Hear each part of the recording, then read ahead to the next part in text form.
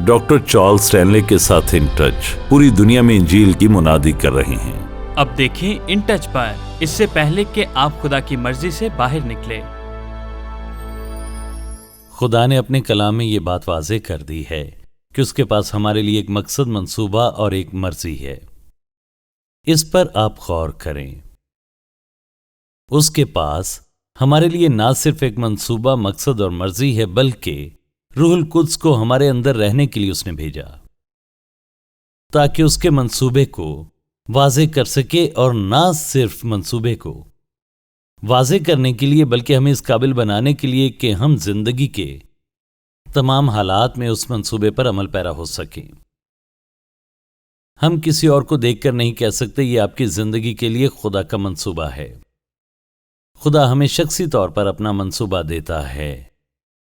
बाज़ औक़ात ये दूसरे वक्तों की निस्बत वाज़ेह होता है, और चूंकि उसके पास आपके लिए एक मर्जी, मंसूबा और मकसद है, तो वो आपके लिए बेहतरीन इंतखाब करता है। आप जो भी हैं, जहां भी हैं, खुदा का इंतखाब बेहतरीन है। आप उसके बेहतरीन का इंतखाब करते हैं या नहीं, ये एक और बात है। जब मैं कलाम पर इस रोशनी में गौर करता हूं तो देखें, अपनी बेहतरीन जिंदगी खुदा की मर्जी के मुताबिक गुजारने वाली जिंदगी है। अब आप सोचते हैं कि आपको उसकी मर्जी पर चलने की जरूरत नहीं, आपको उसकी मर्जी, मकसद और मंसूबे पर चलने की जरूरत नहीं। आप जो चाहें इंतखाब कर सकते हैं, लेकिन एक बात याद रखें, जब आप खुदा की मर्जी से बाहर रहने का इंतखाब करते हैं तो आप खुदा की नाफरमानी की कीमत अदा करने का इंतखाब करते हैं। कितनी हमाकत है जब प्यार करने वाले खुदा ने आपके लिए बेहतरीन का इंतखाब किया है और आप वो इंतखाब करते हैं जो बेहतरीन नहीं। और मैं अक्सर औक़ात उन तकलीफ दे नताइज पर गौर करता हूं जिनसे लोग गुजरते हैं। जब वो अपने इंतखाब करते हैं तो मैं अक्सर सोचता हूं कि खुदा इस तरह क्यों बरकत देता है और वो मेरी जिंदगी में ऐसा क्यों होने देता है। ठीक है, हम हमेशा इसकी वजाहत नहीं कर सकते, लेकिन एक बात यकीनी है, अगर आप जानते हैं कि आप खुदा की मर्जी में जिंदगी गुजारते हैं तो वो आपकी भलाई के लिए इसे तब्दील करने की काबिलियत रखता है। जब आप जानते हैं आप खुदा की मर्जी से बाहर रहते हैं तो आप नताइज भुगतते हैं।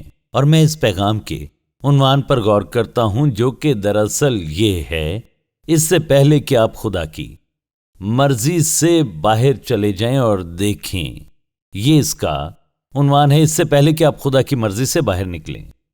उसकी मर्जी पर चलने के बेहतरीन नताइज हैं और उसकी मर्जी से बाहर चलने के बदतरीन नताइज हैं, लेकिन ज्यादातर लोग ये नहीं जानते और उस वक्त तक नहीं समझ पाएंगे जब तक कि उनकी जिंदगी में देर ना हो जाए। तो हम खुदा की मर्जी, खुदा के मकसद और मंसूबे पर बात करते हैं। आप कहाँ थे, आप कहाँ पर हैं, आपका इरादा क्या है, और अगर आप जो भी तब्दीलियां करने का इरादा रखते हैं उसके लिए जरूरी है कि खुदा उस वक्त आपकी जिंदगी में कामिल मर्जी रखे। क्या वो हमें माजी के लिए माफ करता है? जी हाँ। क्या वो हमें उठाता और उस रास्ते पर ले जाता है जहां वो ले जाना चाहता है? जी हाँ। तो हम उसकी मर्जी को नहीं बदल सकते, लेकिन सिमत को तब्दील कर सकते हैं जिसमें आज हम रह रहे हैं और जिस तरह सोचते हैं। हमारी आदत क्या हैं, मुस्तकबिल में कहाँ रहने का इरादा रखते हैं, हम इससे तब्दील कर सकते हैं क्योंकि हमारे अंदर रूहुल कुद्स बसता है। और देखें, ताकि हमें कोई भी ऐसी तब्दीली करने के काबिल बनाए जो कि जरूरी हो। अब देखें, खुदा की मर्जी से बाहर जिंदगी गुजारने के नागुज़ीर नताइज पर गौर करें। आप कहते हैं ये आपके ख्याल की तरह है। नहीं नहीं नहीं, ये मेरे ख्यालात नहीं। हम उन नागुज़ीर नताइज के बारे में बात कर रहे हैं जो एक शख्स की जिंदगी में पेश आते हैं। मुख्तलिफ लोग, मुख्तलिफ नताइज खुदा की मर्जी से बाहर रहने के नतीजे में, ये कहने के नतीजे में कि अपनी जिंदगी अपने तरीके से गुजारूंगा। मैं जानता हूं कि मैं जिंदगी में क्या चाहता हूं और किस कीमत पर, लेकिन मैं इसे अपने तरीके से जीना चाहता हूं। अगर आप इंतखाब करते हैं तो आप इसे अपने तरीके से ले सकते हैं। देखें कुलसियों का खत, और ये नए अहदनामे की एक खूबसूरत और मालूमाती किताब है, और पौलुस रसूल इस बारे में बात कर रहा है कि मसीही जिंदगी किस तरह से गुजारनी चाहिए। और वो 18वीं आयत पर आता है, शौहरों और बीवियों के ताल्लुकात की बात करता है और बच्चों के साथ اور دوسروں کے ساتھ سلوک کی بات کرتا ہے۔ پھر وہ نوکروں کے بارے میں بات کرتا ہے کہ ان کے ساتھ کیسا سلوک کیا جائے، اور پھر کہتا ہے کلسیوں 3 باب کی 23ویں آیت سے شروع کرتے ہیں، جو کام کرو جی سے کرو، یعنی اپنے پورے دل سے وہ کام کرو، یہ جان کر کے خداوند کے لیے کرتے ہو، نہ کہ آدمیوں کے لیے، کیونکہ تم جانتے ہو کہ خداوند کی طرف سے اس کے بدلے میں تم کو میراث ملے گی۔ تم خداوند مسیح کی خدمت کرتے ہو۔ کبھی کبھی ہم سوچتے ہیں کہ ہم صرف اپنا کام کرتے ہیں۔ نہیں، اگر آپ اس کے بارے میں نہیں سوچتے اور آپ خدا کے کلام کو نہیں پڑھتے اور اپنا دن شروع کرنے سے پہلے آپ دعا نہیں کرتے، تو یہ سب آپ کے اور آپ کے کام اور آپ کے دوستوں کے بارے میں ہے۔ لیکن کلام یہاں پر کہتا ہے، سنیں کلسیوں 3 باب کی 23ویں اور 24ویں آیت میں لکھا ہے، جو کام کرو جی سے کرو، یہ جان کر کہ خداوند کے لیے کرتے ہو، نہ کہ آدمیوں کے لیے، کیونکہ تم جانتے ہو کہ خداوند کی طرف سے اس کے بدلے میں تم کو میراث ملے گی۔ تم خداوند مسیح کی خدمت کرتے ہو۔ کل صبح جب آپ بیدار ہوں تو یاد رکھیں، آپ جو کچھ بھی کرتے ہیں، جہاں بھی کرتے ہیں، یہ یسوع ہے جس کی آپ خدمت کرتے ہیں، وہ وہی ہے جسے آپ کو ایک دن حساب دینا ہے، کیونکہ جو برا کرتا ہے وہ برائی کا بدلہ پائے گا، وہاں کسی کی طرفداری نہیں۔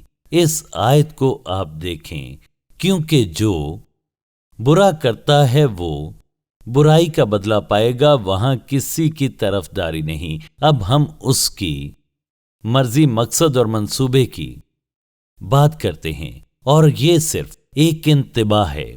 آپ خدا کی مرضی سے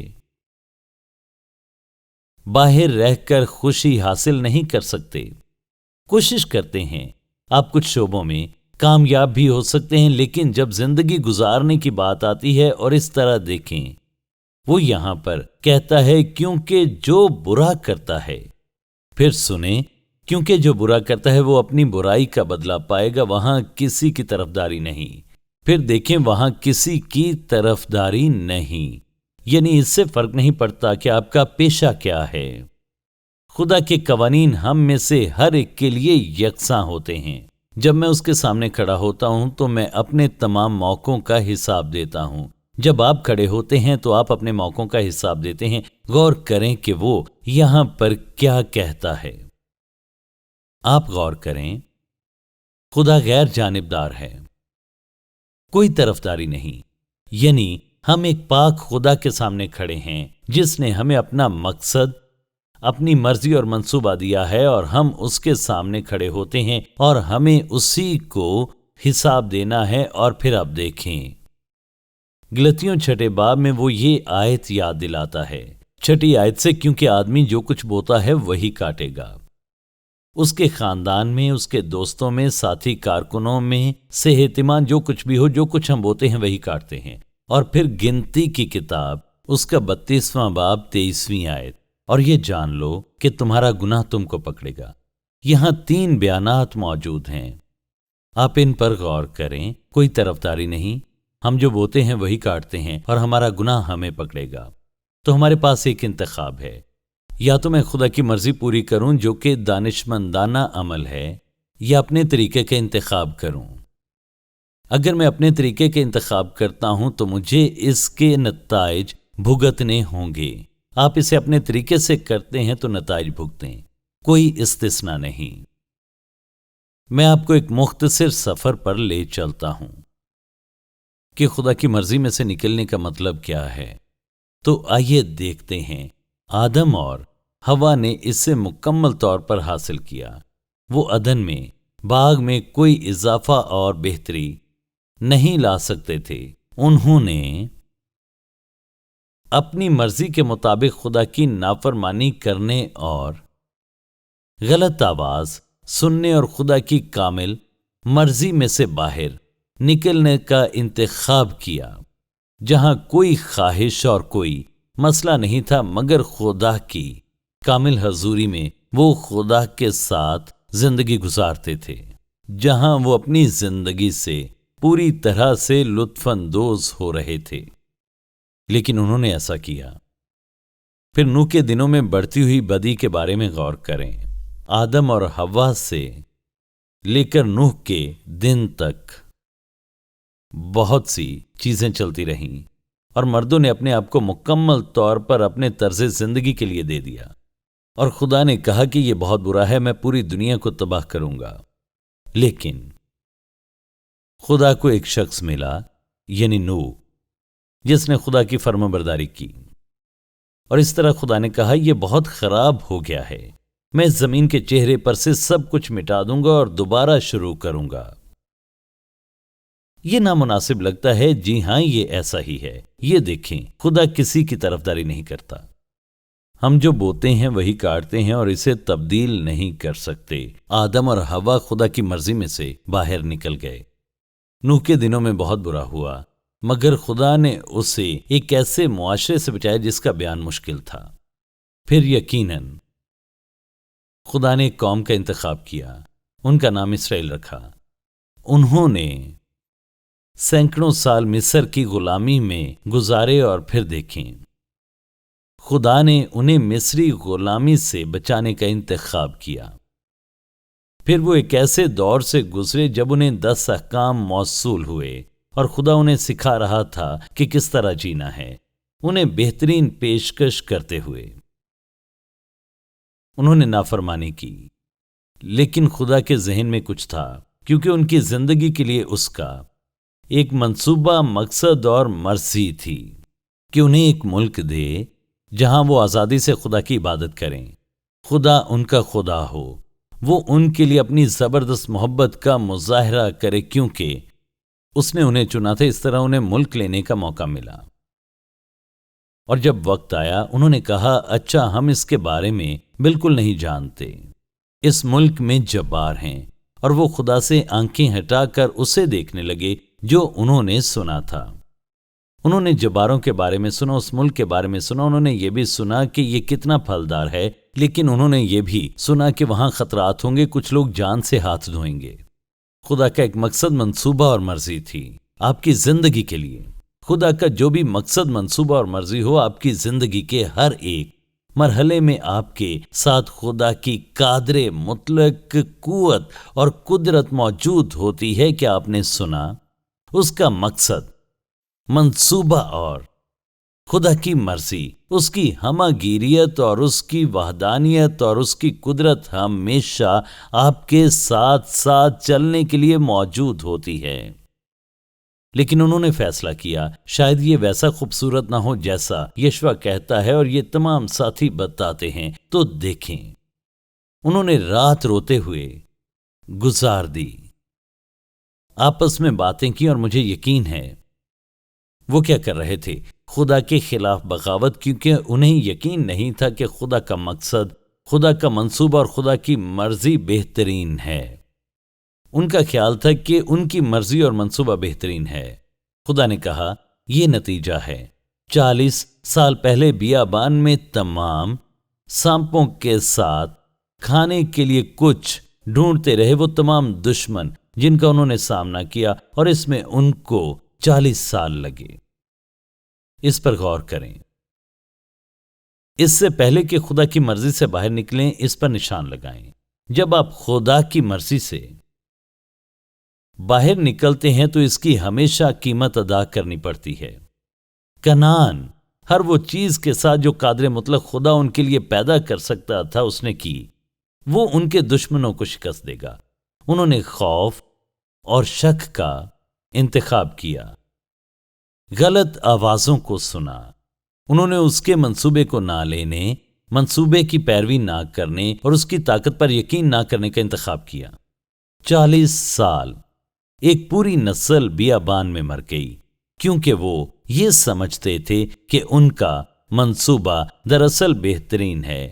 آپ غور کریں، آج ایک پوری نسل ہے جس نے صحرا میں رہنے کا انتخاب کیا ہے، روحانی صحرا میں رہنے کا انتخاب کیا ہے، خدا کے بغیر رہنے کا انتخاب۔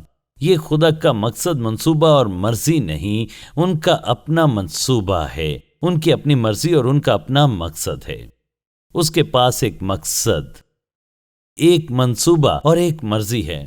یہ کسی اور کا مقصد منصوبہ اور مرضی نہیں، یہ ہماری زندگی کے لیے پاک خدا کا مقصد منصوبہ اور مرضی ہے. ایسے دور میں اس کی فرمانبرداری کرنا جو اس کی اطاعت نہیں کرنا چاہتے. آپ کلام میں پڑھتے ہیں جب آپ اپنے طریقے سے چلتے ہیں اور خدا کے طریقے کو اپنانا نہیں چاہتے، اس کی مرضی مقصد اور منصوبے کو ایک طرف کر دیتے ہیں. بہت سے لوگ ایسا کرتے ہیں، کچھ جو شاید آپ کے ساتھ کام کرتے ہیں یا آپ کے خاندان میں ہیں. خدا کی مرضی مقصد اور منصوبہ جو نہیں اپناتے، ان کی اپنی مرضی کا ایک نتیجہ ہوتا ہے خدا کی مرضی سے باہر نکلنے اور خدا کی مرضی کو نظر انداز کرنے کی ایک قیمت ہے.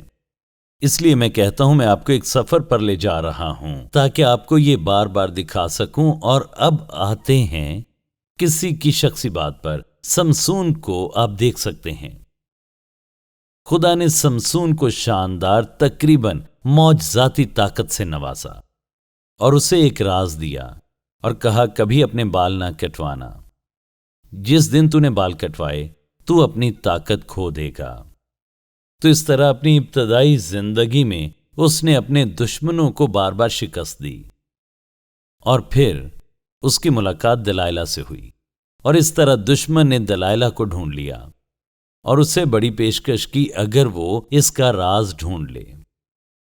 بار بار اس نے اسے آزمایا اور اس نے اسے ٹھکرا دیا، کیونکہ خدا کے پاس اس کی زندگی کے لیے ایک مقصد منصوبہ اور مرضی تھی، خدا کے دشمنوں کو شکست دینے کے لیے. اور وہ ایسا کرنے کی طاقت رکھتا تھا. اور آپ کہانی جانتے ہیں. اور آخر کار کمزوری کے ایک لمحے میں اس نے اپنا راز بتا دیا. خدا کا دیا ہوا راز اس نے بتا دیا. اپنے بال کٹوا لیے. اس نے اس کے بال کاٹ دیے اور اس کا انجام جیل میں ہوا. پھر وہ اندھا ہو گیا. اگلی بات آپ جانتے ہیں. اور پھر جب وہ اس کی شکست دکھانے کے لیے اسے باہر لے آئے تو خدا نے اس کے توبہ کے رویے کو استعمال کیا اور اس نے دشمن کو موت کے گھاٹ اتارتے ہوئے پوری اس عمارت کو تباہ کر دیا. وہ خدا پرست لوگوں کے لیے خدا کی طاقت کی ایک علامت تھا اور اس نے جو کچھ پیش کیا اسے اس کی قیمت چکانی پڑی. خدا کا منصوبہ کامل ہے. اگر میں اپنی مرضی مقصد اور منصوبہ رکھنے پر اصرار کرتا ہوں تو مجھے قیمت دینی ہوگی. اس پیغام کو مت بھولیں. خدا کو نظر انداز کرنے کی ایک سزا ہے جو کہ ناگزیر ہے، چاہے آپ کوئی بھی کیوں نہ ہوں. اور پھر داؤد ہے، بھیڑیں چرانے والا لڑکا جس نے جولیت کو مار ڈالا. وہ ایک شاندار نوجوان تھا اور بادشاہ کے بیٹے کا بہترین دوست بھی تھا. اور ہم داؤد کے بارے میں بہت سی اچھی اور بہترین چیزیں جانتے ہیں. اور کتنے والدین اپنے بچوں کا نام داؤد رکھتے ہیں. اور اسی طرح ایک دن جب دشمن سے لڑتے ہوئے اپنے سپاہیوں کے ساتھ اسے باہر جانا چاہیے تھا، وہ گھر پر رہا اور پھر شیطان نے اسے پکڑ لیا. اگر آپ خدا کے دل کی مرضی اور مقصد اور منصوبے کے مطابق زندگی نہیں گزارتے تو شیطان آپ کو جکڑ لے گا اور شیطان آپ کو اپنی مرضی کے تابع کر لے گا.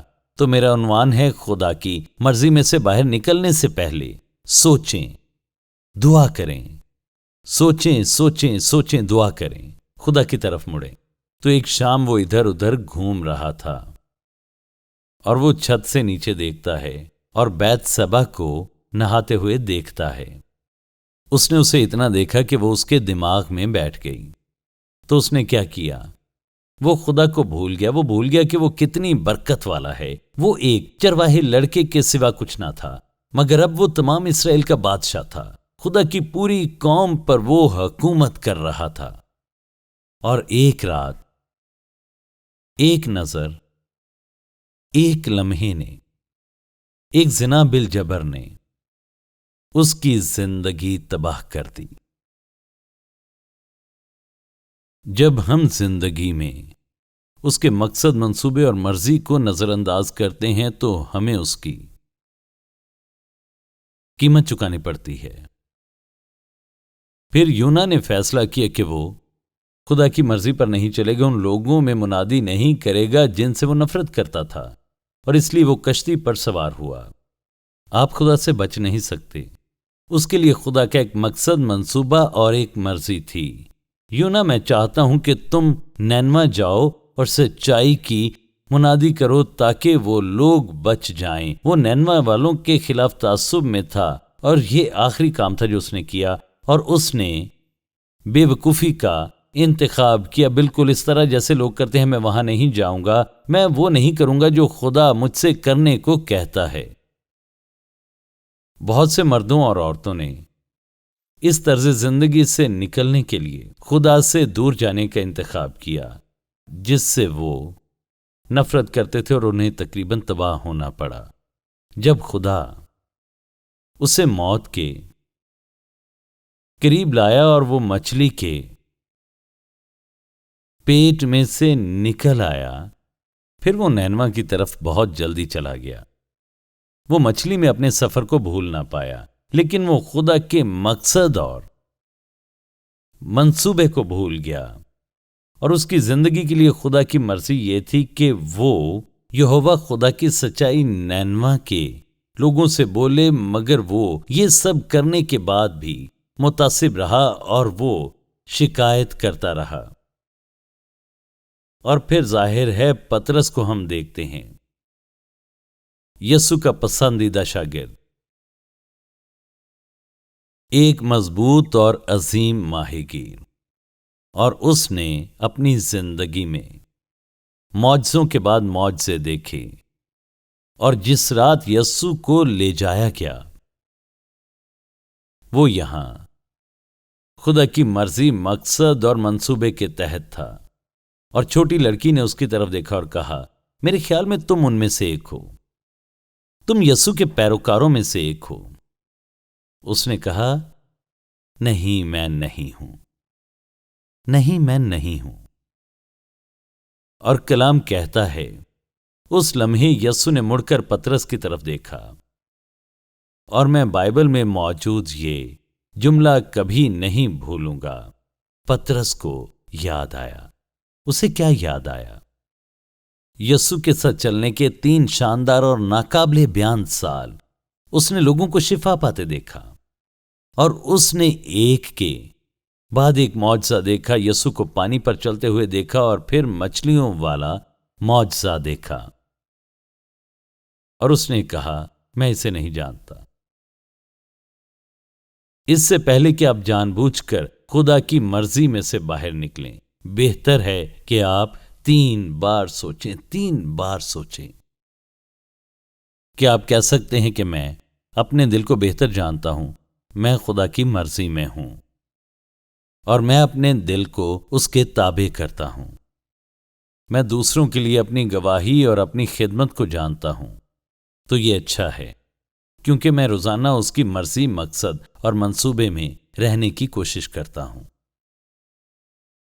وہ آپ سے اتنی محبت کرتا ہے کہ وہ آپ کے لیے بہترین منصوبہ رکھتا ہے، اور میں ان لوگوں کے بارے میں سوچتا ہوں، آپ دیکھیں، جو قیمت ادا کرتے ہیں۔ ہمیشہ اس کی ایک قیمت ہوتی ہے۔ خدا کی نافرمانی کی ہمیشہ ایک قیمت ہے، اور آپ کبھی بھی یہ قیمت ادا کرنا نہیں چاہیں گے۔ لکھا ہے، اگر اپنے گناہوں کا اقرار کریں تو وہ ہمارے گناہوں کو معاف کرنے اور ہمیں ساری ناراستی سے پاک کرنے میں سچا اور عادل ہے۔ ہم سب کو اس آیت کا دعویٰ کرنا ہے، اور شاید کئی بار کرنا ہے۔ کیا آپ نے کبھی اس کا دعویٰ کیا ہے؟ جس نے آپ کو بلایا ہے، جو کوئی خدا کا نام لے گا نجات پائے گا۔ کیا آپ نے کبھی اس آیت کا دعویٰ کیا ہے؟ کیا آپ نے کبھی یسوع کو شخصی نجات دہندہ قبول کیا ہے؟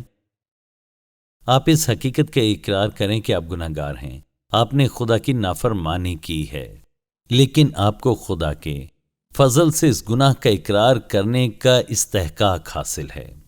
اس سے کہیں کہ وہ آپ کو معاف کرے، اور پھر اس کی مرضی میں چلنے کا انتخاب کریں۔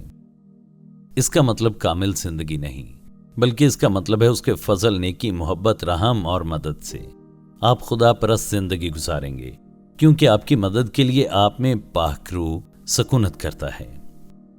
اے باپ، ہم تیرے شکر گزار ہیں کہ تو نے اپنا قیمتی کلام بطور تنبیہ ہمیں دیا، ہماری حوصلہ افزائی کی اور ہمیں طاقت دی، شفا کا ذریعہ دیا۔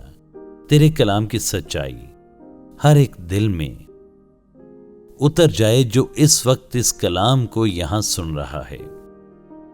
ہر اس شخص کے رویے اور عمل میں قطعی طور پر ایک تبدیلی ہو جو اس پیغام کو سن رہا ہے، جس نے کبھی مسیح پر نجات دہندہ کے طور پر بھروسہ نہیں کیا۔ اور خداوند، میری اس وقت تجھ سے التجا ہے کہ ہم سب جو یہاں پر موجود ہیں اپنی زندگیوں پر نظر ڈالیں کہ کیا ہم یسوع مسیح کی سچائی کی روشنی میں چل رہے ہیں۔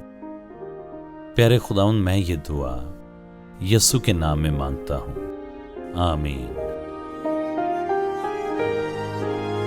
اگر آپ کو آج کے پروگرام سے برکت ملی ہے تو وزٹ کریں intouch.org پر۔ پوری دنیا میں مسیح کے ساتھ بڑھتے رشتے میں لوگوں کی رہنمائی کرنا اور مقامی کلیسیا کو مضبوط کرنا in touch doctor Charles Stanley اور ان ٹچ منسٹریز کی پیشکش ہے، اور یہ پروگرام خدا کے فضل، آپ کی دعاؤں اور عطیات سے ممکن ہوا۔